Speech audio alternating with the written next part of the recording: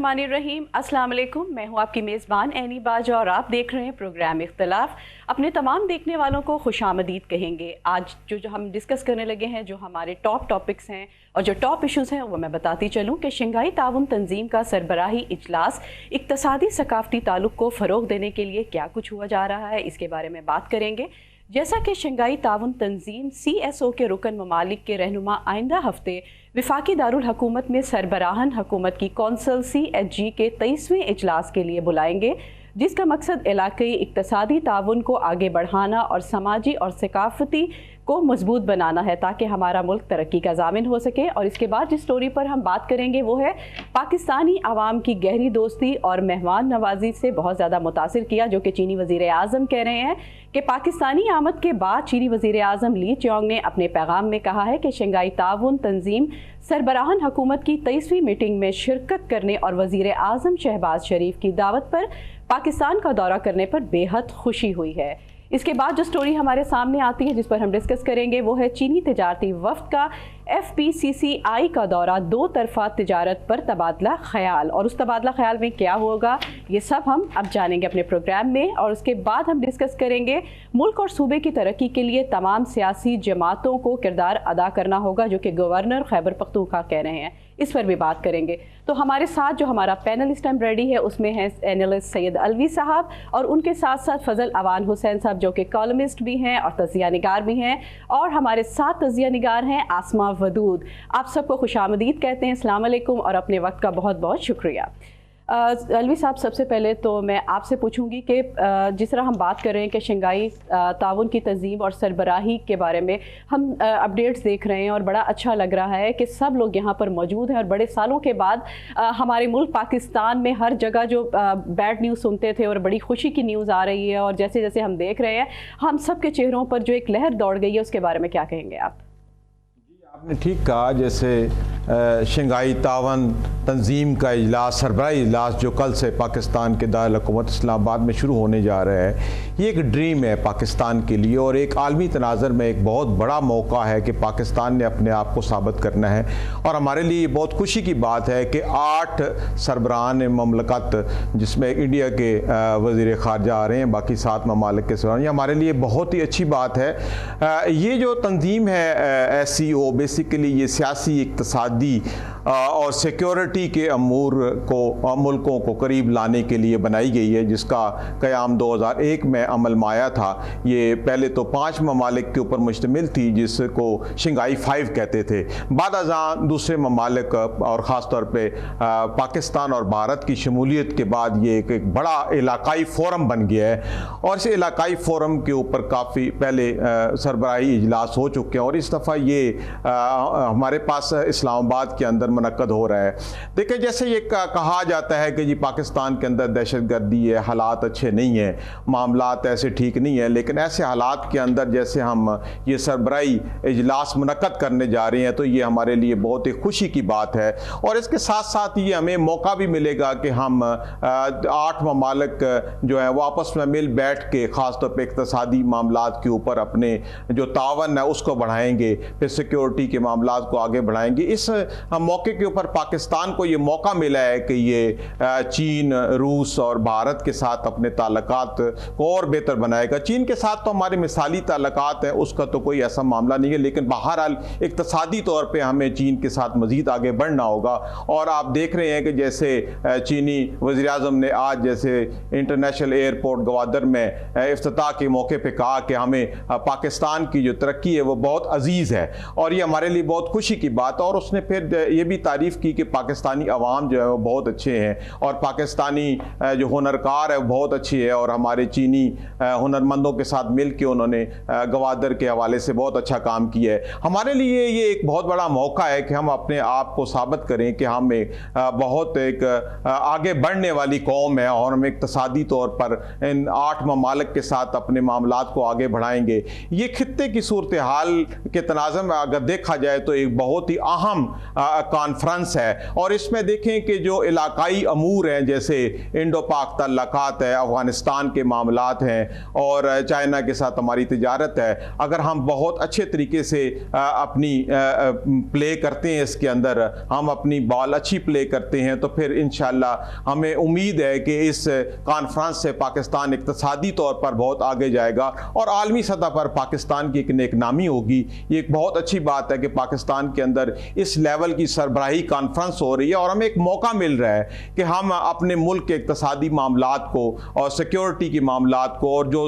दोस्त ममालिक है और पड़ोसी ममालिक उनके साथ जो हमारे मामलात है उनको हम खुल के इसके ऊपर बात करें, क्योंकि ये भी एक ख़ास सिग्निफिकेंट बात ये है कि फ़लस्तीन के हवाले से रूस और चाइना का जो मौक़िफ़ है यूरोप या दूसरी कंट्री से बड़ा मुख्तलिफ है, और हमें फ़लस्तीन के हवाले से इन ममालिक के साथ जो है वो मज़ीद डिप्लोमेटिक जो आगे हमने मामलात बढ़ाने हैं फ़लस्तीन की आज़ादी के हवाले से वो भी हम बढ़ा सकते हैं, और फिर हमें मौका मिलेगा चूँकि भारत भी मौजूद है इस सरबराही इजलास के अंदर, तो हम अगर भारत जो है वो अगर चाहे तो हम इस मौके को इस्तेमाल करके इंडो पाक तल्लकात को दोबारा एक अच्छे ब्रेक थ्रू की तरफ भी ले जा सकते हैं। और मेरा ख्याल है कि भारत को भी अब अटदर्मी का मुजाहरा नहीं करना चाहिए। अगर वो सरबराही इजलास के बहाने ही आ गए हैं तो हमें ये अब बर्फ़ पिघलनी चाहिए और हमें ये समझना चाहिए कि इलाकाई जो अमन है उसकी बहाली के लिए और इलाके में जो अवामी फलाह व बहबूद है और इक़्तिसादी मामलात को आगे बढ़ाने के लिए ज़रूर जो मज़ीद मुलाकातें भी होनी चाहिए, और मौजूदा जो अभी मौका हमें मिला हुआ है सरबराही इजलास में, इस हवाले से भी मुलाकातें करनी चाहिए ताकि हम इक़्तिसादी तौर पर 8 ममालिक जो हैं वो आगे चल सकें। फजल अवान साहब, इसी चीज़ को मैं चाहूँगी कि आगे बढ़ाएं क्योंकि हमारा हॉट टॉपिक है, इसके बारे में आप क्या कहेंगे? और साथ साथ ये भी बताइएगा, जिस तरह हिंदुस्तान के वज़ीर ख़ारजा JS शंकर भी अपने मुल्क में आ रहे हैं, अपने मुल्क की नुमाइंदगी करने के लिए यहाँ पर आ रहे हैं, तो आपको क्या लगता है सब चीज़ें पॉजिटिवली जाएंगी? ये बात करूँगा कि पाकिस्तान में जिस तरह ये इजलास हो रहा है ये बहुत बड़ा इवेंट है, और इसमें ये सबसे ख़ास बात यह है कि पाकिस्तान के अंदर इस पर किसी किस्म का भी कोई इख्तलाफ किसी पार्टी के माबैन नहीं है। और जिस तरह से पाकिस्तान में ये 8 ममालिक आ रहे हैं जो अरकान हैं इसके शंघाई तंजीम के, और इनमें आपको ये भी पता है कि 4 ऐसी कुव्वतें हैं जो एटमी पावर हैं और 2 ऐसी हैं जो अक़वाम मुत्तहिदा की असम्बली में सलामती कौंसिल में वीटो पावर रखती हैं। इससे आप नज़र कर सकते हैं कि कितना ये ताकतवर फोरम है, और पाकिस्तान के अंदर इस पर किसी किस्म का किसी पार्टी का कोई इख्तलाफ नहीं है। जैसा कि आपने जयशंकर के हवाले से बात की है, पाकिस्तान और इंडिया के तल्लुकात आजकल बहुत ही निचली सतह पर जा चुके हैं। क्योंकि इंडिया ने जो कि कश्मीर के हवाले से किया है, अपने आइन में तब्दीली की है, जिस तरह से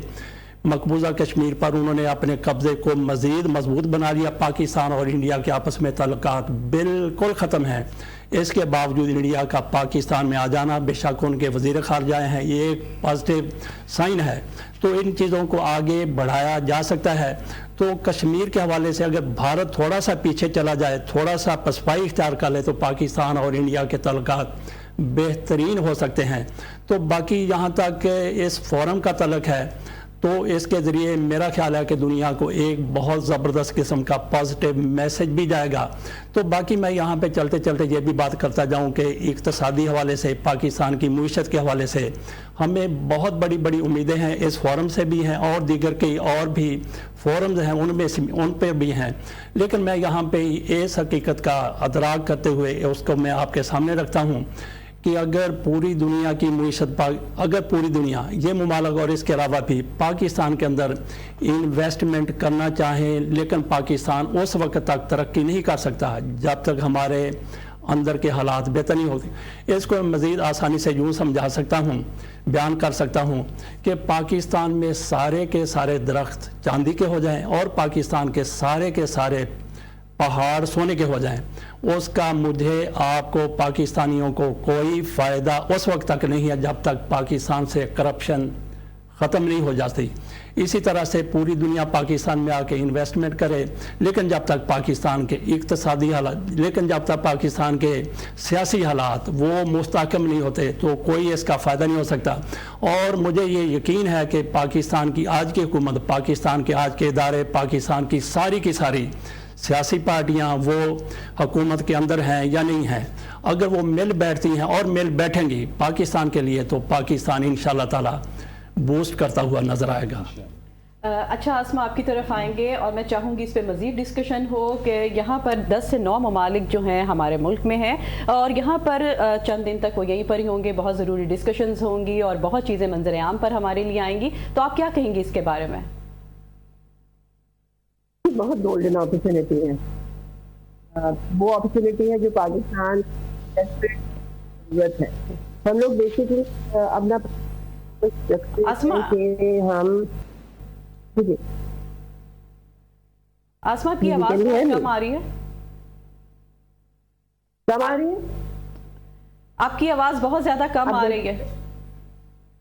अब बेहतर आ रही है आपको? हाँ, पहले से बहुत बेहतर।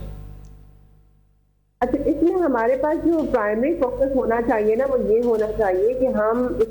चीज को मटेरियलाइज कैसे कर सकेंगे। ऐसे मौके हमारे पास इससे पहले भी आए हैं, इससे बहुत बड़ी बड़ी ऑर्गेनाइजेशन हमने होस्ट किया है, बहुत बड़ी बड़ी बॉडीज को हमने होस्ट किया है, मगर हमारी अपनी इंटरनल कैपेसिटी कभी उतनी नहीं रही कि हम इसे प्रॉपर्ली मिटिगेट या मटेरियलाइज कर सकें। अभी भी ये अपॉर्चुनिटी तो हमारे पास है, ये इसमें हमारे फॉर एग्जांपल इसमें हमारे पास चाइना जो हमारा आयरन फ्रेंड है वो हमारे साथ शोल्डर टू शोल्डर खड़ा हुआ है। इसके अलावा और बिग प्लेयर्स हमारे पास यहाँ पे आ रहे हैं और इस पूरी बॉडी का काम ये है कि आप कॉपरेशन को एनहांस कर सकें, आप अलायंस को एनहांस कर सकें, आप किसी तरीके से इन ममालिक को साथ यकजा करके इकोनॉमिकली ऐसे बेनिफिट म्यूचुअली बेनिफिटिंग आप तलाश कर सकें। लेकिन हम जहाँ पे हैम्पर हो जाते हैं ना कि हमारी इंटरनल कैपेसिटी इस चीज को कॉम्प्लीमेंट नहीं कर सकती। अभी भी पैरेलल आपके साथ जो पॉलिटिकल इंस्टेबिलिटी है, जो इकोनॉमिक चैलेंजेस है, जो आपकी एक cost of capital, cost of investment है, हम उस तरह से रिटर्न जनरेट नहीं कर पा रहे हैं, हमारी infrastructure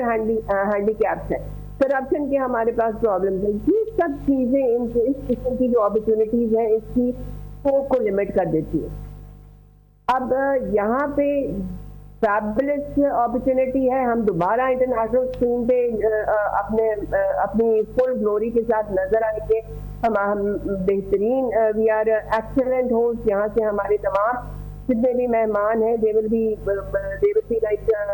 going with very positive mind, very positive attitude. बहुत ही ऐसी चीजें हैं जो हमारी तरफ अपॉर्चुनिटी के बाद आ सकती हैं, लेकिन हमारा गोल ये होना चाहिए कि हम उसे कैसे मटेरियलाइज करें। ये हमारा सबसे बड़ा चैलेंज हो जाता है और इसके लिए हमें कोई बहुत रेडिकल चेंजेस चाहिए अपनी सोच में, परसेप्शन में, अप्रोच में और अपनी गवर्नेंस में, अपनी पॉलिटिक्स। जब तक ये नहीं होगा तब तक हम इसकी खुशियां तो मना सकते हैं लेकिन इसके बेनिफिट्स लेना नामुमकिन के करीब है। But saying that it is a very big opportunity, a moment of honor for Pakistan and we are proud to be hosting such event. अच्छा सईद अलवी साहब, बात करेंगे वज़ीर आला खैबर पख्तूनख्वा हाउस में तमाम सियासी जमातें एक हुई हैं और इस इजलास में एक कमेटी बनी, सूबे के अमन व अमान पर बातचीत हुई और इसके अलावा सूबे में अमन व अमान की सूरत हाल देखकर ऐसे ही तमाम स्टेक होल्डर्स और सियासी जमातों को एक होना पड़ेगा, तो इसके बारे में आप क्या कहेंगे? देखिए, जो मुल्क में अमन व अमान का मामला है ये तो बहुत ज़रूरी है। कोई भी काम है, ख़ास तौर पर अभी जैसे SCO कॉन्फ्रेंस चल रही है, तो ऐसे मौके के ऊपर तमाम सियासी जमातियों को चाहिए कि वो अपने आपसी इख्तलाफात भुला के इस वक्त मुल्क की बका और मुल्क की जो एक प्राइड है उसको सामने रखते हुए ये सोचना चाहिए कि अभी चूँकि एक इतना बड़ा इवेंट मुल्क के अंदर चल रहा है तो हमें चाहिए कि हम अपने सियासी अफरोई मामलात को पसे पुश डाल के इस वक्त हम इतनी बड़ी एक सरबराही कॉन्फ्रेंस होने जा रही है तो उस कॉन्फ्रेंस की कामयाबी के लिए हम सब लोग काम करें।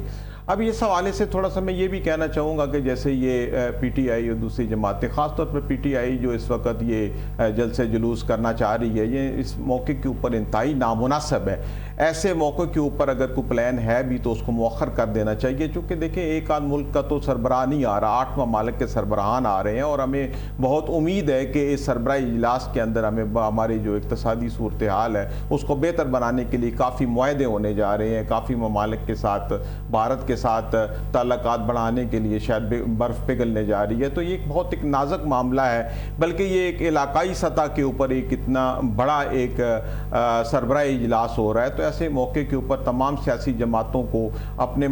जो ज़ाती जो अपने